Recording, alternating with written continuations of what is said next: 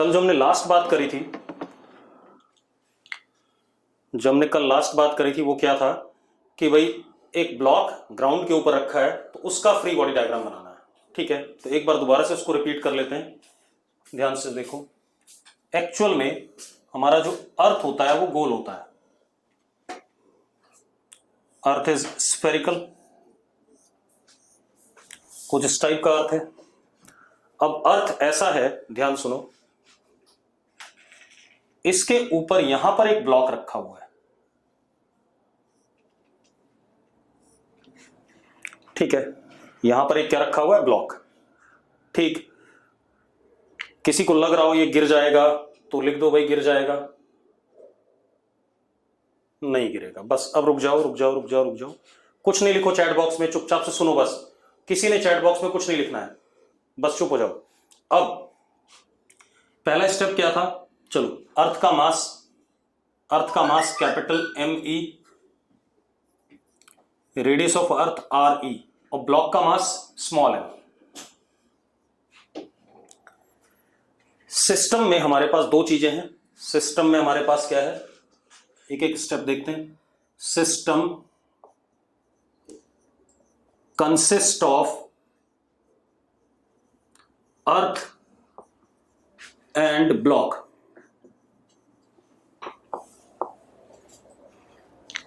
दूसरा स्टेप, हल्का सा हम इन दोनों को क्या करें, सेपरेट कर लें। थोड़ा सा इनको हम क्या कर लें, सेपरेट कर लें।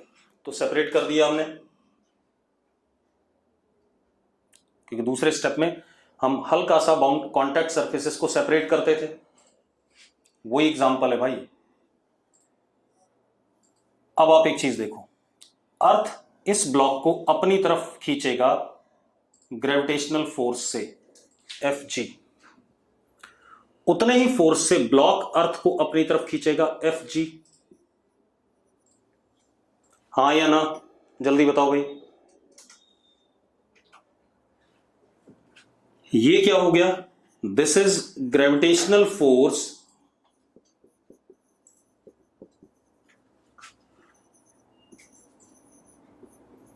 On block by earth.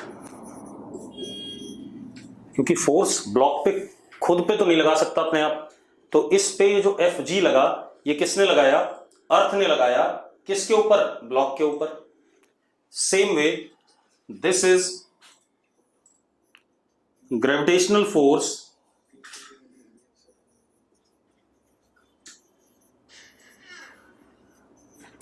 On earth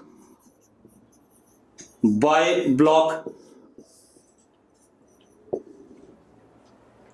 अब दोनों का मैग्नीट्यूड कितना है, Fg is G ME small m upon R square, यही होता है Gm1m2 अपॉन R स्क्वायर। हाँ या ना, ठीक है। अब आगे चल के हम पढ़ेंगे Gme अपॉन RE स्क्वायर होता है स्मॉल g, तो ये हो गया mg। किसके बराबर हो गया, mg के बराबर। मुस्कान, जो दो मासेस के बीच में फोर्स होता है वो होता है Gm1m2 upon R square, distance between them. तो इसका मास है Me m1, इसका मास है m2, और इनके सेंटर्स के बीच में सेपरेशन कितना है, R है। ठीक है, और ये जो वैल्यू होती है ये वाली, इसको एक्सेलेरेशन ड्यू टू ग्रेविटी कहते हैं, तो मैंने mg लिख दिया।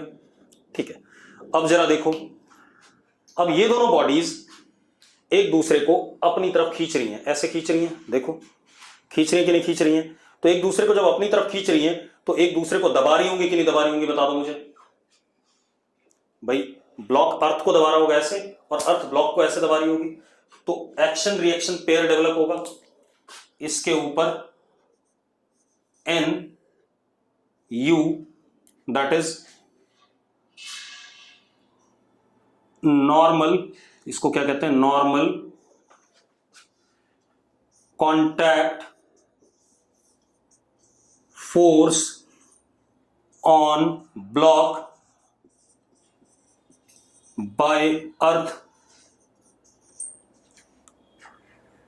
इसी को अगर हम एक्शन कहते हैं, तो जरा देखो, ये तो अर्थ ने दबाया इसे, एन यू लगाया, अर्थ इधर की तरफ अर्थ ने इसको लगाया ऐसे, तो ब्लॉक अर्थ पे इधर लगाएगा N D, and what is this N D? This is normal contact force on earth by block. इतनी बात समझ में आती कि नहीं आती, पहले बताओ। अगर इतनी बात समझ में आती है तो यस लिख दो। नीतीश मान को समझ में आ गया, पूरब को समझ में आ गया। अब आप एक चीज देखो, ये ब्लॉक अर्थ के ऊपर रखा हुआ था तो रेस्ट पे दिखे। अगर आप स्पेस में कहीं पर हुआ, ये ऑब्जर्वर है इन स्पेस, या ऑब्जर्वर छोड़ो, आप यहीं पर खड़े हो गए अर्थ के ऊपर, तो आपको ये ब्लॉक रेस्ट पे दिखाई पड़ेगा कि नहीं? या मैं देखो, मैं ग्राउंड पे खड़ा हूं तो मैं रेस्ट पे दिख रहा हूं कि नहीं दिख रहा हूं? अगर मैं रेस्ट पे, अब जरा देखो, यहां क्लियर हो गया फ्री बॉडी डायग्राम क्या है। सिस्टम के इस बॉडी पे लगने वाले मैंने दोनों फोर्सेस दिखा लिए कि नहीं दिखा लिए आपको? उनका डायरेक्शन भी दिखा लिया और उनका मैग्नीट्यूड भी दिखा दिया आपको, यस और नो? इसी तरीके से सिस्टम की दूसरी बॉडी अर्थ है, उस पे दोनों लगने वाले फोर्सेस दिखा दिए और उनका डायरेक्शन भी दिखा दिया। तो फ्री बॉडी डायग्राम बन गया कि नहीं बन गया? मेरा बन गया फ्री बॉडी डायग्राम। अब जब फ्री बॉडी डायग्राम बन गया बेटा, अब ये ब्लॉक रेस्ट पे दिख रहा है, तो ब्लॉक पे लगने वाले सारे फोर्सेस का सम क्या होना चाहिए? जीरो। सारे फोर्सेस का सम जीरो, मतलब N U is equal to F G. F G कितना है? M G. N U is equal to M G. Same way earth भी रेस्ट पे है, तो एन डी, इधर वाला फोर्स बराबर इधर वाला अगर रेस्ट पे है, तो N D is also equal to what? M जी।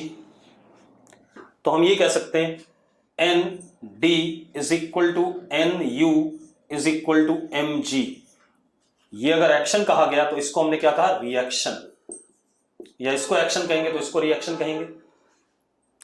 अब हमें न्यूटन्स थर्ड लॉ की कुछ बातें पता चल रही हैं। क्या पता चल रहा है? पहली बात, action reaction pair act in opposite direction. पहला पॉइंट, इक्वल इन मैग्नीट्यूड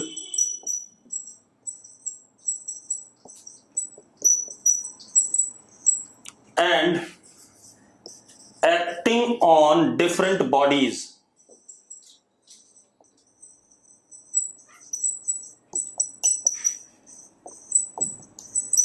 ये बात कल बताई थी मैंने कि नहीं बताई थी? देख लो आप, यस और नो? अब मेरी बात सुनो, इतनी बात हो गई। अब जरा ध्यान से सुन लो, एक मिनट। इतनी बात हो गई हमारे पास। अब एक चीज देखो, यहां पे जो एफ जी है और ये वाला एफ जी है, ये इसको हमने कहा ग्रेविटेशनल फोर्स। क्या नाम दिया है? Gravitational force. हाँ या ना? मैंने आपको जब पहला चैप्टर पढ़ाया था तो मैंने आपको 4 फंडामेंटल फोर्सेस बताए थे, gravitation, electromagnetic, strong nuclear and weak nuclear. याद है? याद है या नहीं? 4 फंडामेंटल फोर्सेस होते हैं। चलो, जिनको नहीं याद है तो वो तब भी सुन लो, बाद में देख लेंगे। 4 फंडामेंटल फोर्सेस होते हैं, gravitational force, strong nuclear force, electromagnetic force and week nuclear force. ठीक है? अब जरा देखो, एफ जी तो हमें पता चल गया, चारों में से कौन सी कैटेगरी में आ गया? ग्रेविटेशनल फोर्स में। ठीक है भाई, एफ जी किस में आ गया? तो बता रहा हूं भाई, जिसको नहीं पता है वो सुनो, वो ध्यान सुनो। 4 टाइप की फंडामेंटल फोर्सेस होती है नेचर में, इनके अलावा और कोई फोर्स नहीं होती है। 4 कौन कौन सी होती हैं? जिनको नहीं पता है लिख लो। ग्रेविटेशनल फोर्स, ठीक है, दूसरा इलेक्ट्रोमैग्नेटिक फोर्स, तीसरा स्ट्रॉन्ग न्यूक्लियर फोर्स और चौथा वीक न्यूक्लियर फोर्स। क्लियर है?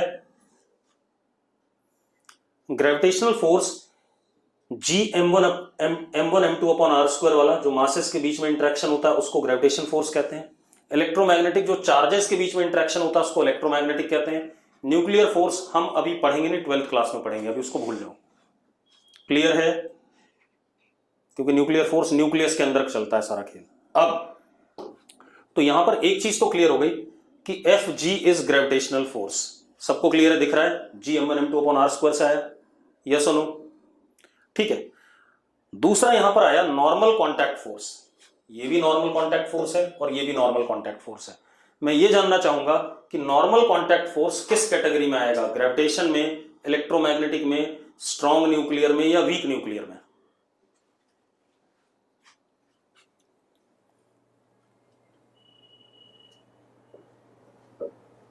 रुक जाओ, अब रुक जाओ। सिर्फ 2 लोगों ने सही आंसर दिया, रिदम बिंदल ने सही दिया और एक बच्चे ने और दिया, 3 लोग हो गए।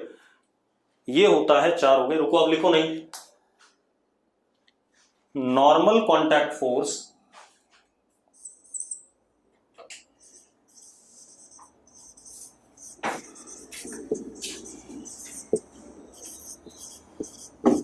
is electromagnetic in nature.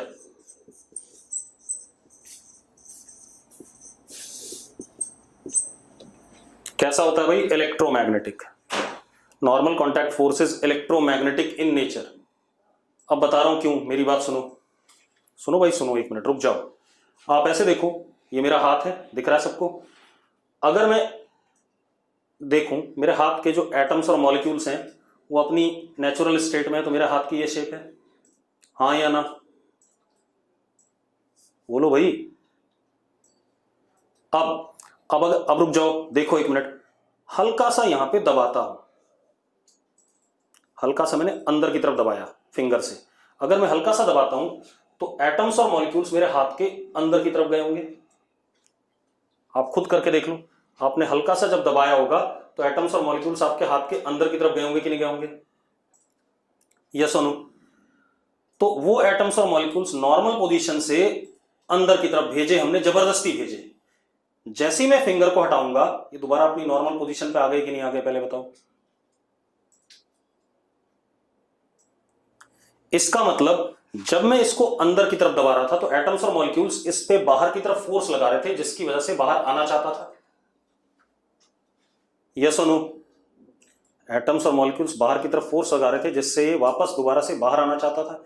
And atoms और मॉलिक्यूल्स का जो फोर्स होगा चार्ज की वजह से होगा, चार्ज की वजह से होगा। तो ये कौन सा फोर्स हो गया बेटा, जरा बताना मुझे, कौन सा फोर्स हो गया? Electromagnetic in nature.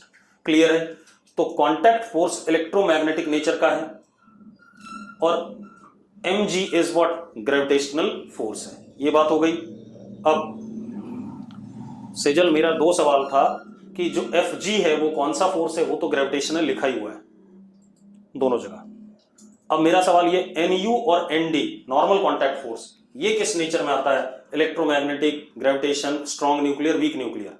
तो अब जरा देखो, आप ऐसे देखो, मैंने, ये मेरा हाथ है, नेचुरल स्टेट में है, एटम्स और मॉलिक्यूल्स जैसे थे वैसे पड़े हैं।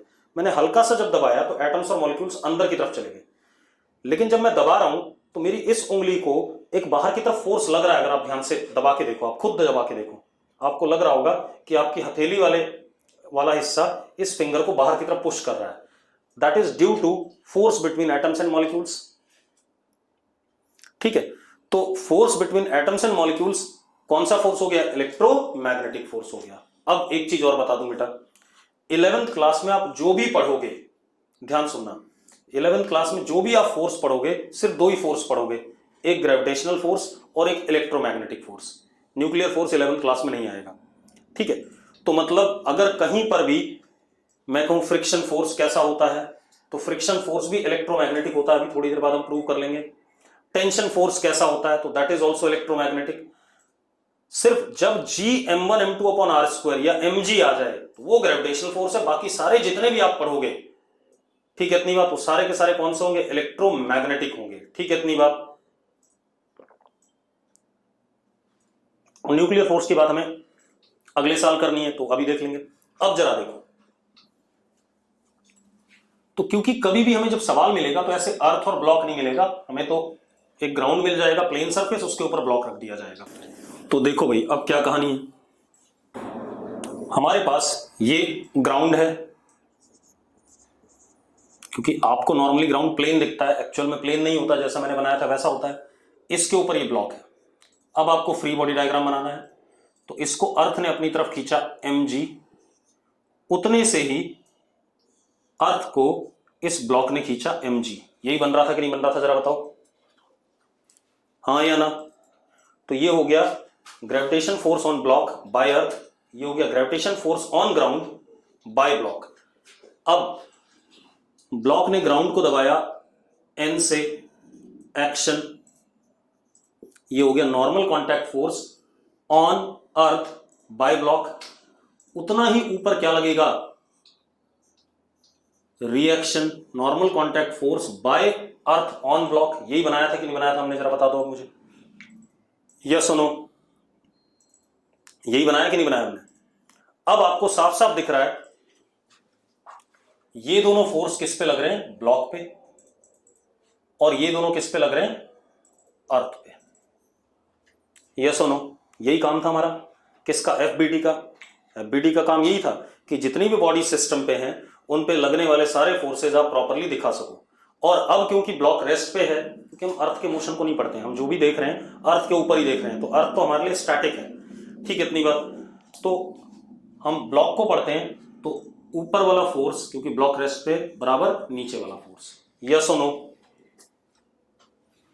यस और नो, जल्दी बता दो। ये कहानी हो गई, सबको क्लियर है यहां तक? कोई भी बालक जिसको ना क्लियर हो अभी बता दो भाई, क्योंकि अब मैं आगे बढ़ने वाला हूं।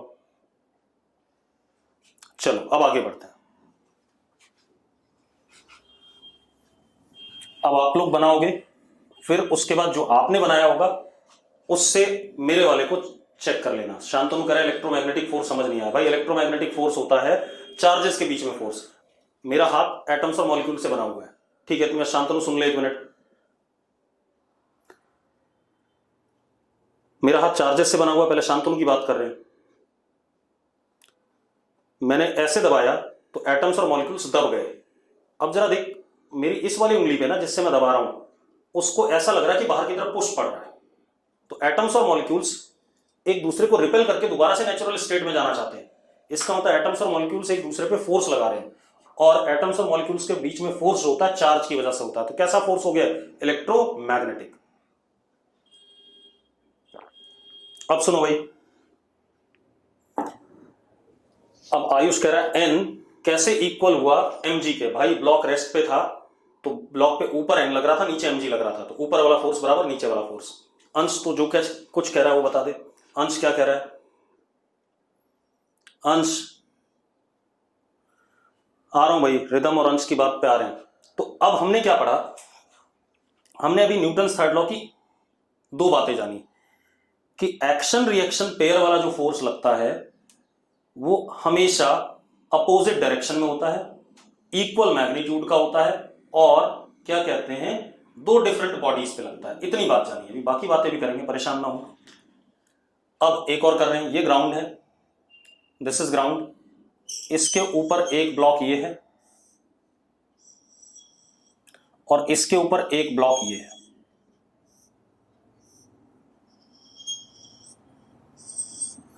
This is m upper, this is m या m1 एंड m2, चुपचाप से रेस्ट पे पड़ा हुआ है, ठीक है। ग्राउंड के ऊपर दो ब्लॉक, एक के ऊपर एक, चुपचाप से रेस्ट पे पड़े हुए हैं। आपको फ्री बॉडी डायग्राम बनाना है। क्या बनाना है, फ्री बॉडी डायग्राम, ठीक है। तो यहां पर सिस्टम में तीन चीजें हैं, ग्राउंड, m2 एंड m1। तो पहला स्टेप है कि इन तीनों को सेपरेट कर दो ताकि आपको अलग अलग पता चल सके।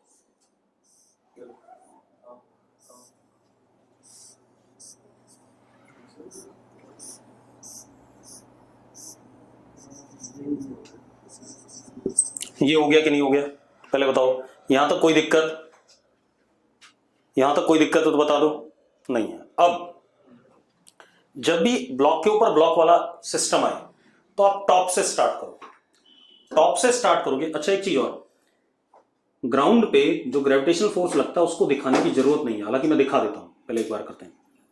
इसको ग्राउंड अपनी तरफ खींचेगा, ग्रेविटेशन फोर्स कितना लगाएगा, m1g लगाएगा कि नहीं लगाएगा, जल्दी बताओ भाई, लगाएगा कि नहीं,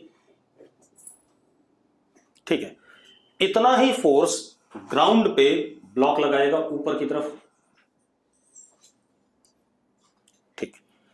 अब एक चीज और, ये ब्लॉक अपने नीचे वाले को दबाएगा कि नहीं दबाएगा, पहले बताओ, अपने नीचे वाले को दबाएगा या नहीं? तो इस पे लगा एक्शन N1, तो उतना ही इसके ऊपर क्या लगेगा, रिएक्शन, क्योंकि एक्शन और रिएक्शन, इसने इस सरफेस को दबाया एक्शन, तो उतना ही इस सरफेस ने दूसरे वाले सरफेस पे क्या लगाया, रिएक्शन, तो यहां पर क्या लगा, रिएक्शन, और एक्शन और रिएक्शन मैग्नीट्यूड में बराबर होते हैं, इसलिए मैं यहां N1 लग रहा है एक्शन, तो उधर ऊपर भी रिएक्शन क्या लगेगा, N1 लगेगा, यस और नो? अब एक बात बताओ, ऊपर वाले ब्लॉक पे और कोई फोर्स है? ऊपर वाले ब्लॉक पे और कोई फोर्स है? नहीं है, तो ऊपर वाले को हम छोड़ दें, ठीक है, ऊपर वाला खत्म। अब आ जाओ इसकी बात करें, इसको अर्थ अपनी तरफ खींचेगा M2G, तो उतना ही फोर्स अर्थ पे ये लगाएगा, yes or no, yes or no, ठीक है। अब ये ब्लॉक भी अर्थ को दबाएगा, कितने से दबाया इसने, मान लो N2 एक्शन, तो उतना ही अर्थ इस पे क्या लगाएगा, ऊपर की तरफ क्या लगाएगा, रिएक्शन N2, हाँ या ना, हाँ या ना, जल्दी आ जाओ भाई। अब देवांश गंभीर डाउट बता दे अपना, पहले देवांश गंभीर डाउट फटाफट, देवांश गंभीर का डाउट क्या पहले बताओ। चलो मैं बता रहा हूं, देखो एक मिनट भाई, यहां पर दो ब्लॉक थे ग्राउंड के ऊपर, ध्यान सुनना एक एक करके, मैंने सबको सेपरेट कर दिया, ठीक, सबको क्या कर दिया, सेपरेट कर दिया, ठीक। अब जरा देखो, ग्रेविटेशनल फोर्स अर्थ ने ब्लॉक पे लगाया ऊपर वाले पे, सबसे पहले ऊपर वाले से स्टार्ट करते हैं, ऊपर वाले पे क्या लगाया, M1G लगा दिया, इसमें कोई दिक्कत है? मैंने क्या कहा, अर्थ ने इस वाले ब्लॉक पे M1G लगाया, तो अर्थ पे भी M1G लगेगा ऊपर की तरफ कि नहीं, ब्लॉक लगाएगा कि नहीं, लगाएगा, ठीक है, बस हो गई इतनी बात।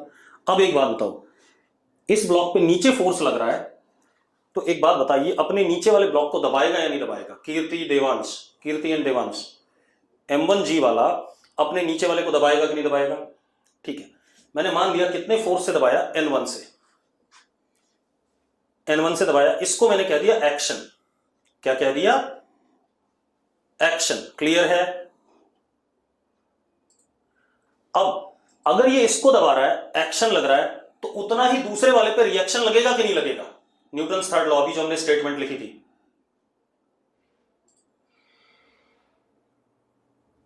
तो भैया N1 ये लग गया इस पे।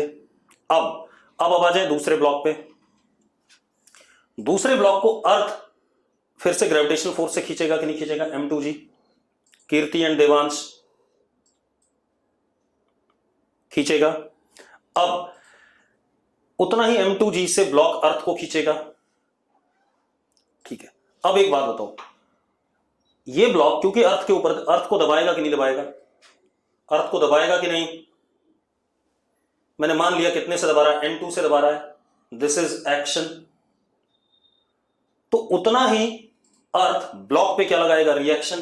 अब रुक जाओ एक मिनट, अभी कुछ बोलना नहीं, आप एक चीज देखो, इस पे लगने वाले सिर्फ यही दो फोर्स रह गए,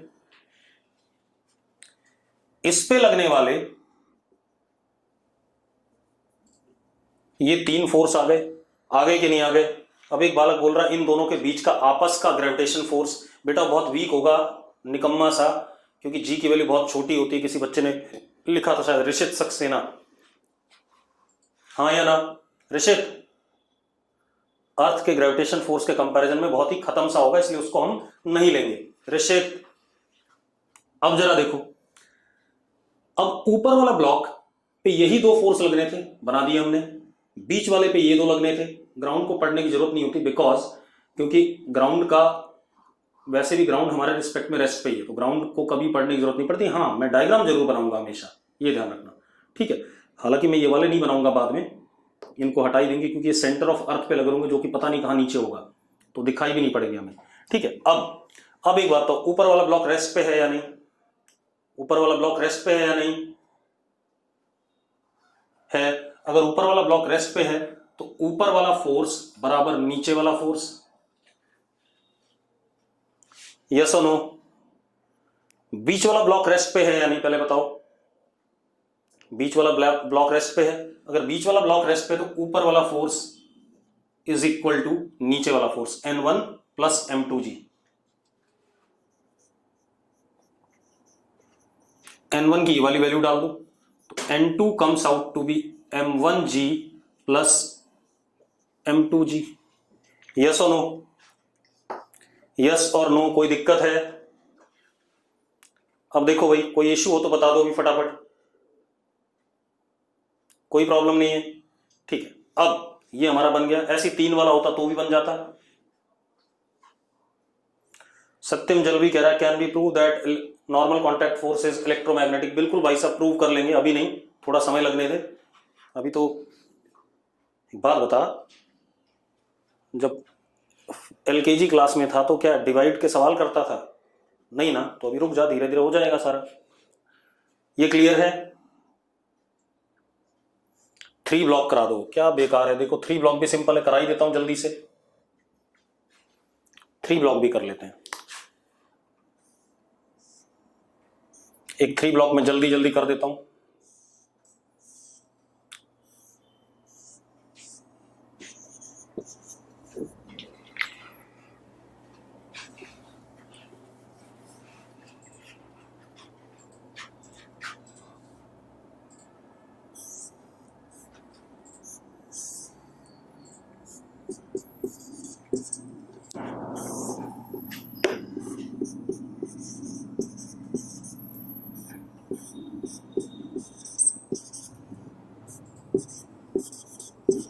देखो भाई 3 ब्लॉक वाला देख लो बेटा, अभी चैप्टर खत्म नहीं हुआ। कुछ लोग अपने आप ही बता रहे हैं वॉल वाले क्वेश्चन बता दो, ये बता दो। भाई सीक्वेंस में चलेंगे, सारी चीजें बताऊंगा, ठीक है। और अगर आपको बड़ी जल्दी है तो अपने आप ही पढ़ लो भाई। कोई कह रहा है फ्रिक्शन क्या होता है, मैंने पहले ही कहा था जब हम डायनेमिक्स पढ़ेंगे तो हम पहले कुछ दिन तक फ्रिक्शन की बात नहीं करेंगे, ठीक है। We will talk all smooth surfaces only. अब सुनो, अगर ये 3 ब्लॉक है तो सबसे पहले टॉप से स्टार्ट करना है। टॉप से स्टार्ट करना है। अर्थ ने लगाया M1G, हालांकि अर्थ पे भी लगेगा नीचे, लेकिन उसको मैं दिखा नहीं रहा हूं। अर्थ ने लगाया M1G, अब इसने अपने नीचे वाले ब्लॉक को दबाया, एक्शन N1, तो उतना ही ऊपर क्या, रिएक्शन।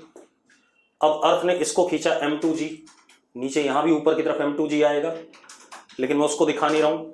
अब ये वाला ब्लॉक अपने नीचे वाले ब्लॉक को दबाएगा, एक्शन N2, उतना ही रिएक्शन ऊपर N2। अब इस वाले ब्लॉक को अर्थ खींचेगा M3G, नीचे से यहां ऊपर M3G, ठीक है, इतनी बात। अब इसने अर्थ को दबाया N3 एक्शन, तो ये आ गया रिएक्शन। अब जरा देखो, अगर आप तीनों ब्लॉक्स को अलग अलग देखो, तीनों रेस्ट पे हैं, तो आपको सिंपल सी कहानी दिख रही है। ऊपर वाला ब्लॉक रेस्ट पे तो ऊपर वाला फोर्स बराबर नीचे वाला, लिख दिया। बीच वाला ब्लॉक रेस्ट पे तो ऊपर वाला फोर्स बराबर नीचे वाला, लिख दिया। और ये आ गया नीचे वाला ब्लॉक, ऊपर वाला फोर्स बराबर नीचे वाला, तो ऊपर वाला कितना है N3 और नीचे कितना है N2 प्लस M3G। N2 की ये वाली वैल्यू उठा के डाल देते हैं, डाल देते हैं, तो N3 comes out to be M1 plus M2 plus M3 into G। आगे कि नहीं आगे? सिंपल है, कोई बड़ा काम था क्या? अब क्लियर है फ्री बॉडी डायग्राम, ब्लॉक के ऊपर ब्लॉक वाला। अब आते हैं थोड़ा सा अलग कहानी पे, रुक जाओ, हम थोड़ा सा अलग कहानी पे आते हैं। देखो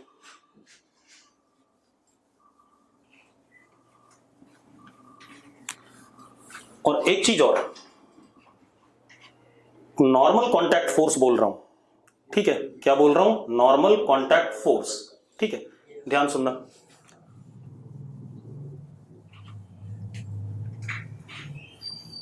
नॉर्मल कॉन्टैक्ट फोर्स का मतलब है जो कॉन्टैक्ट सरफेसेस है उन्हीं के बीच में लगेगा और सरफेस के परपेंडिकुलर लगेगा। तो मैं क्या कह रहा हूं, normal contact force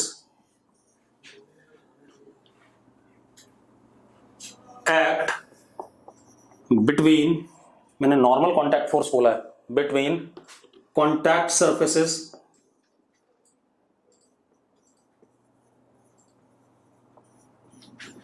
and perpendicular, normal word use ही कर रहे हैं, परपेंडिकुलर टू सरफेसेस। ठीक है, अब एक और एग्जांपल लेते हैं। देखो भाई एग्जांपल क्या है, मेरे पास ये एक इंक्लाइन है,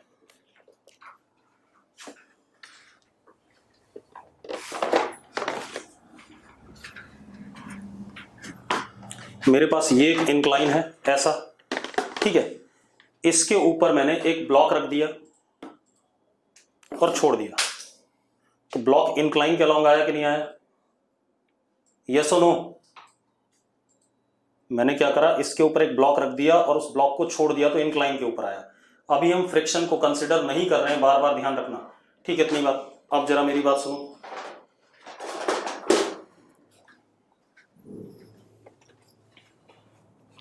तो मैंने ये इंक्लाइन बनाया, ये ग्राउंड हो गया, ये एंगल थीटा, और ये इसके ऊपर एक ब्लॉक, ब्लॉक का मास m, ठीक है। अभी फ्रिक्शन से कोई लेना देना नहीं है। कुछ लोग बोले कि फ्रिक्शन लग रहा हो तो क्या होगा, फ्रिक्शन अभी है नहीं, ठीक है। अब मेरी बात सुनो, अब इसका फ्री बॉडी डायग्राम बनाना है मुझे, ठीक है। तो पहले मैं ब्लॉक को हल्का सा सेपरेट कर दूंगा, तो ब्लॉक को मैंने हल्का सा क्या कर दिया, सेपरेट कर दिया।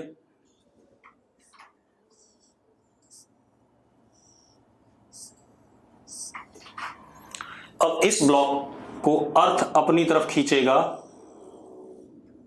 ग्राउंड अपनी तरफ खींचेगा, कितने फोर्स से,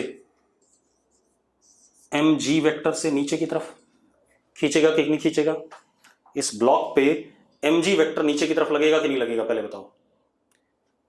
ये कौन लगा रहा है? अर्थ लगा रहा है भाई। कौन लगा रहा है? Earth, towards the centre of earth. Clear है? अब दूसरी चीज बेटा, ये ब्लॉक इंक्लाइन सरफेस को दबाएगा या नहीं दबाएगा? ये ब्लॉक इंक्लाइन सरफेस को दबाएगा या नहीं? ठीक है, चलो mg थोड़ा सा छोटा बना देते हैं ताकि आपको अलग अलग दिखाई पड़े, थोड़ा ये इसको ऊपर कर देते हैं।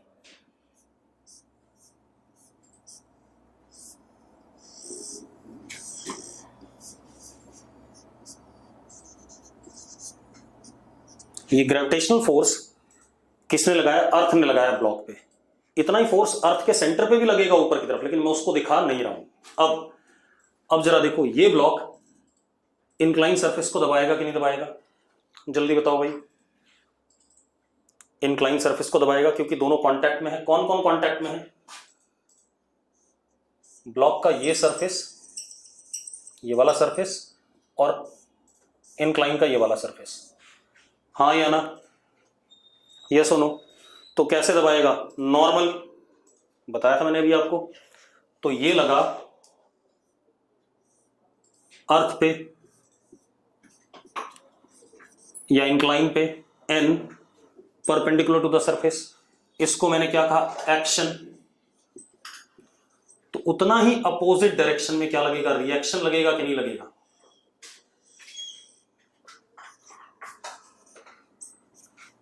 This is reaction. Yes or no? बेटा कंपोनेंट मत तोड़ो, अभी ज्यादा ज्ञान मत लगाओ, ठीक है। ज्ञान देने के लिए मैं बैठा हूं। अब एक बात बताओ, क्या ये कंप्लीट फ्री बॉडी डायग्राम है? क्या ये ब्लॉक का कंप्लीट फ्री बॉडी डायग्राम है या नहीं? ब्लॉक का कंप्लीट फ्री बॉडी डायग्राम है या नहीं? कुछ लोग नो लिख रहे हैं और कुछ लोग यस लिख रहे हैं। चलो, जो लोग नो लिख रहे हैं उनका मतलब यह है कि इस पे कोई और भी एक्स्ट्रा फोर्स होना चाहिए, यही मतलब आ रहा है, तभी तो नो लिख रहे हो भाई। फ्री बॉडी डायग्राम का मतलब क्या था? जितने फोर्सेस लग रहे हैं और जिधर की तरफ लग रहे हैं उन सबको हमने पिक्चर से दिखा दिया, उसी को हम क्या कहते हैं? फ्री बॉडी डायग्राम कहते हैं। हाँ या ना? जितने फोर्सेस लग रहे हैं और जिधर लग रहे हैं उनको हमने पिक्टोरियली रिप्रेजेंट कर दिया, तो उसी को हम क्या कहते हैं, फ्री बॉडी डायग्राम कहते हैं। ठीक है, तो क्या ब्लॉक पे कोई और भी लग रहा है? अब बता दो मुझे। कर्तव्य कह रहा है यस कोई लग रहा है। कौन लग रहा है भाई? तेजस कह रहा है इंक्लाइन के अलोंग। तो तुम लोग बेवकूफ हो, कोई नहीं लग रहा है कोई भी। टेंशन फोर्स कहां से आ गया रिया? रिया टेंशन कहां से आ गया?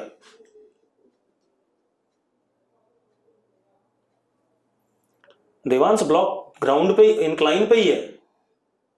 देवांश ब्लॉक तो इंक्लाइन पर ही है अभी भी, लेकिन मैंने उसे अलग करा था। मैंने कहा था डायग्राम बनाने के लिए आपको थोड़ा सा अलग अलग कर लो ताकि आपको प्रॉपरली दिखाई पड़े।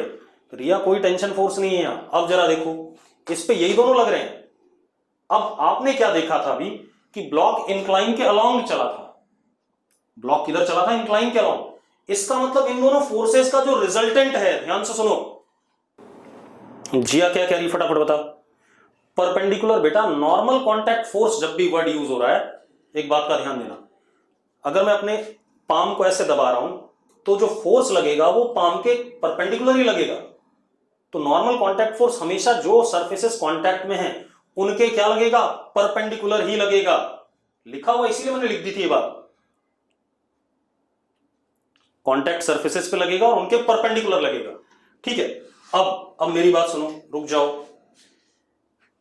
क्योंकि ये इंक्लाइन के अलोंग चला था तो इसका मतलब यह है कि इसके ऊपर तो यही दोनों लग रहे हैं, लेकिन लेकिन लेकिन N vector plus mg vector का रिजल्टेंट, जो रिजल्टेंट फोर्स आ रहा है इन दोनों का vector sum, is along incline. हाँ या ना भाई? एक बात बताओ, अगर हम ब्लॉक को छोड़ते हैं तो इंक्लाइन के अलोंग आया था कि नहीं आया था? तो इन दोनों फोर्सेस का रिजल्टेंट जो आएगा वो इंक्लाइन के अलोंग आएगा।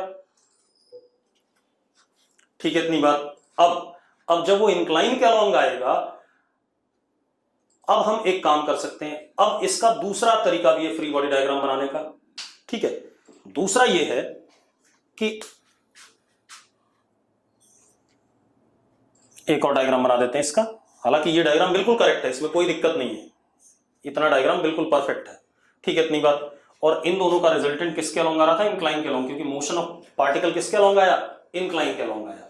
अब जरा देखो, दूसरा डायग्राम भी बना देते हैं। ये ब्लॉक है, ठीक है। अब जब भी आपको वेक्टर के फॉर्म में नहीं बनाना है तो आपको कंपोनेंट के फॉर्म में बनाना है, तो आप क्या करेंगे? Always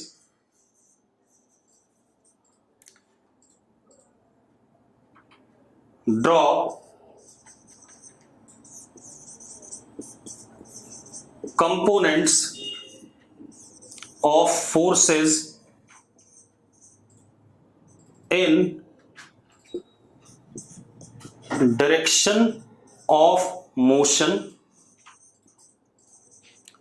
or tendency of direction of motion. कई बार ऐसा भी हो सकता है कि फ्रिक्शन होता और ये ब्लॉक ना नीचे आता, तो लेकिन तब भी टेंडेंसी तो किधर होती? नीचे आने की। मैं क्या कह रहा हूं, अगर आप कंपोनेंट अप्रोच देखते हैं तो कंपोनेंट कैसे लेने हैं? फोर्सेस के component in the direction of motion या in the tendency of direction of motion. And एक कंपोनेंट तो आ गया मोशन के अलोंग, दूसरा component perpendicular to above component. जो ये कंपोनेंट लिया उसके, जब कंपोनेंट लेते हो किसी भी एक वेक्टर के तो कंपोनेंट्स परपेंडिकुलर होते हैं, तो परपेंडिकुलर टू अबव कंपोनेंट। अब मेरी बात सुनो, कैसे? आप एक चीज ध्यान से देखना बेटा,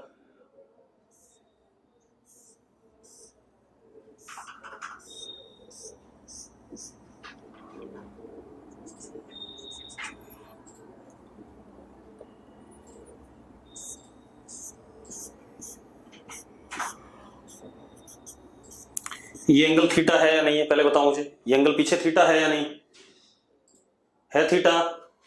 अगर आप इसको नीचे प्रोड्यूस करो तो ये परपेंडिकुलर आएगा अर्थ के, तो ये एंगल थीटा, तो ये एंगल कितना 90 माइनस थीटा।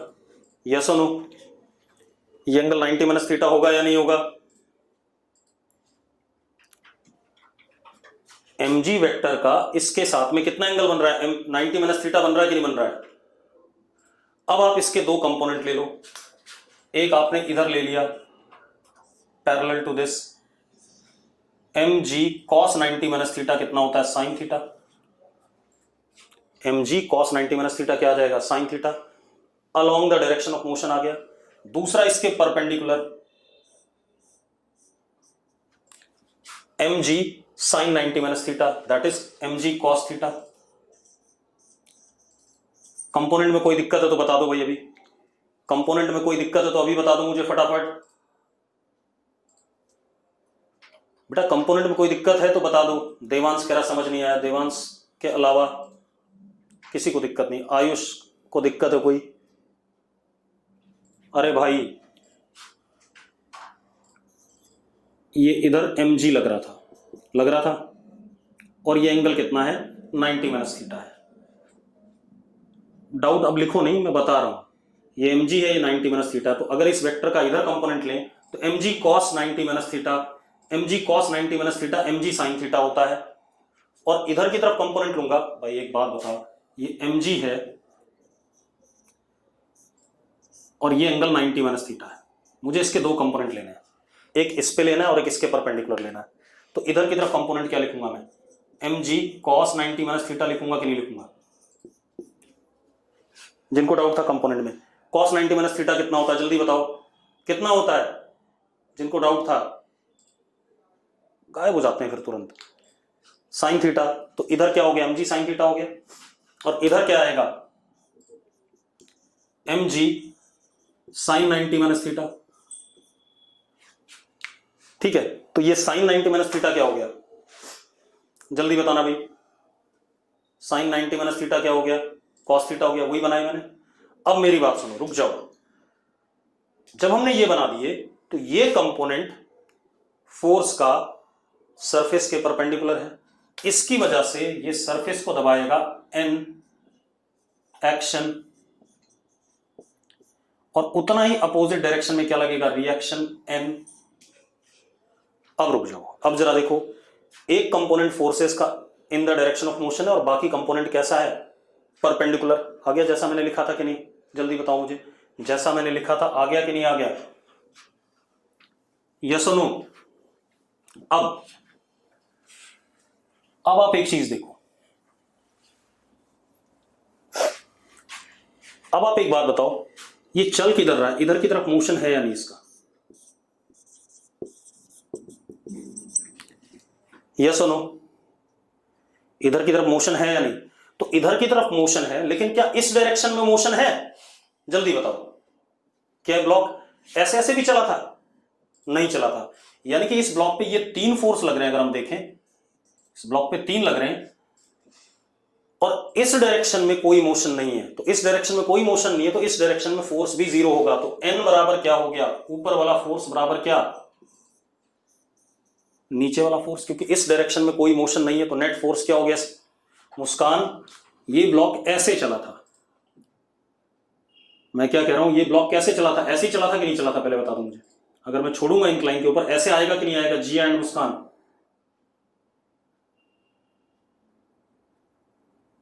जल्दी। अब अगर ये ऐसे चला था, इस डायरेक्शन में चल रहा है क्या? परपेंडिकुलर टू इंक्लाइन नहीं चल रहा है। अगर परपेंडिकुलर टू इंक्लाइन नहीं चल रहा है तो इस डायरेक्शन में कोई फोर्स नहीं है, और कोई फोर्स ना होने का मतलब ऊपर वाला फोर्स बराबर क्या? नीचे वाला फोर्स। वही लिख दिया मैंने, N is equal to what? mg sine mg cos theta.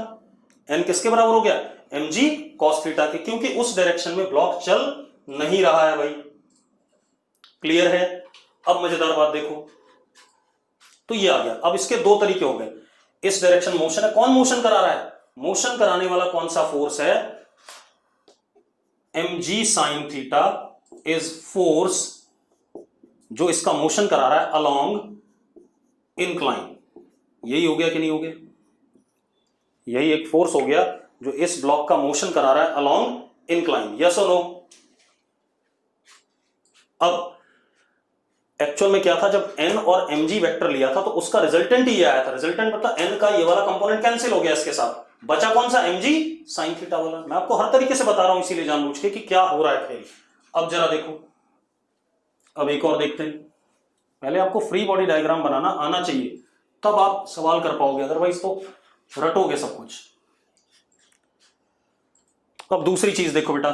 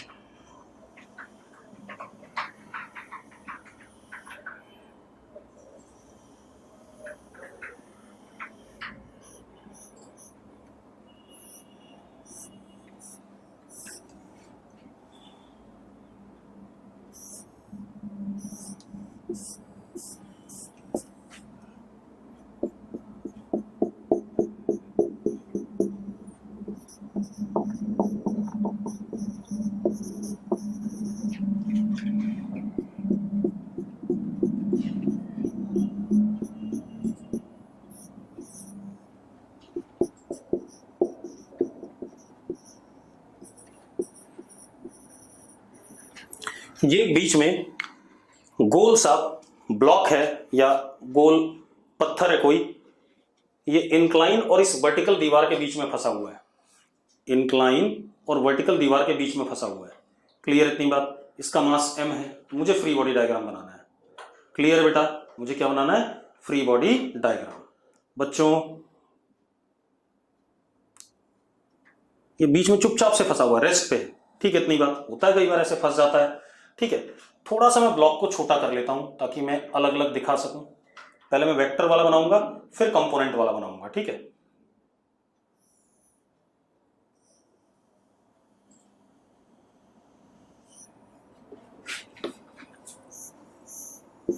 ताकि सेपरेट हो गए। मैंने थोड़ा छोटा इसलिए बनाया ताकि सेपरेट हो जाए और मुझे प्रॉपरली दिखे। ये हमारे पास आ गया। अब जरा देखो, इसके ऊपर एक mg लगेगा वर्टिकली डाउन, लगेगा कि नहीं लगेगा? पहले बता दो मुझे, यस और नो। मेरी बात सुनो, mg नीचे लगेगा कि नहीं लगेगा? लगेगा नीचे, यस और नो एक बार लिख दो भाई।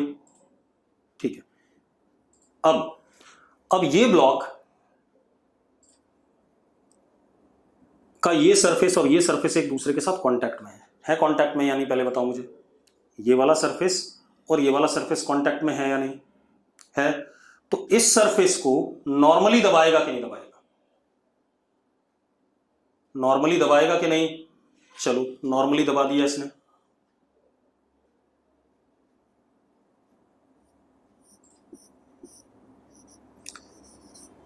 n1 एक्शन वेक्टर, तो उसके बिल्कुल अपोजिट डायरेक्शन में रिएक्शन लगेगा कि नहीं लगेगा? n1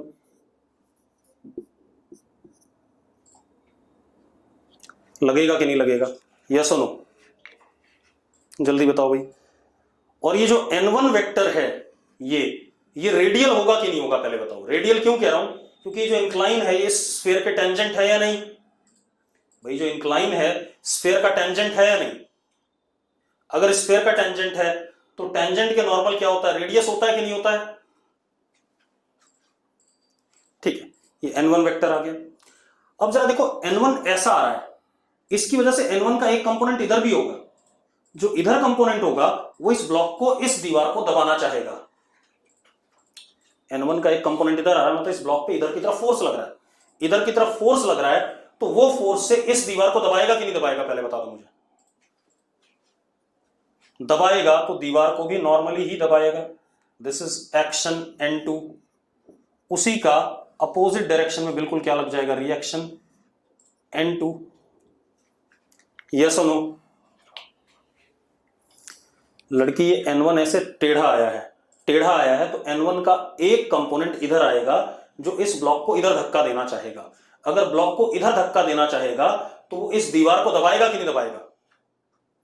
दीवार को दबाया कितने से, एक्शन N2, तो उतना ही अपोजिट उस पे क्या लग जाएगा, रिएक्शन लग जाएगा। अब एक मजेदार बात देखो, ये ब्लॉक किस पे था, रेस्ट पे। ब्लॉक अगर रेस्ट पे था तो इन तीनों फोर्सेस का वेक्टर सम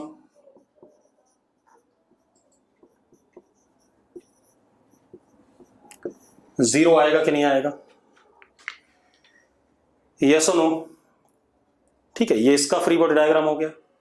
अब कुछ लोगों को ये था कि भाई इसके कंपोनेंट तोड़ लें हम, तो आप तोड़ना चाहते हो तो कंपोनेंट तोड़ लो, कंपोनेंट इंक्लाइन के अलोंग तोड़ लो और एक इंक्लाइन के परपेंडिकुलर तोड़ लो, ये भी कर सकते हो। कोई इशू है इसमें, है कोई इशू? देवांश कह रहा जीरो कैसा है, भाई मैंने पहले ही कहा था ये ब्लॉक रेस्ट पे है, और रेस्ट पे होता है तो सारे लगने वाले फोर्सेस का वेक्टर सम जीरो होता है, न्यूटन्स फर्स्ट लॉ। ठीक है, अब अगर आप कंपोनेंट से करना चाहते हो तो कंपोनेंट भी तोड़ लो भाई, इंक्लाइन के अलोंग N2 और mg का कंपोनेंट तोड़ लो और इंक्लाइन के परपेंडिकुलर तोड़ लो, कर सकते हो। ठीक है, एक और करते हैं, चलो अभी एक और नहीं करेंगे, कल करेंगे। ठीक है।